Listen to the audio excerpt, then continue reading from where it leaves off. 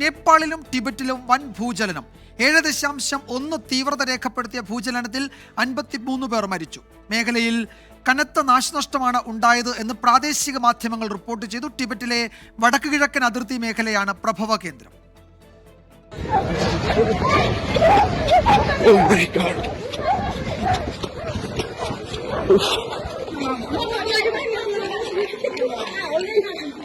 രാവിലെ 6:35ഓടെയാണ് 7.1 തീവ്രത രേഖപ്പെടുത്തിയ ഭൂചലനം ടിബറ്റൻ മേഖലയായ ഷിസാങ്ങിലെ ഡിംഗ്രി ഗ്രാമത്തിൽ ഉണ്ടായത്.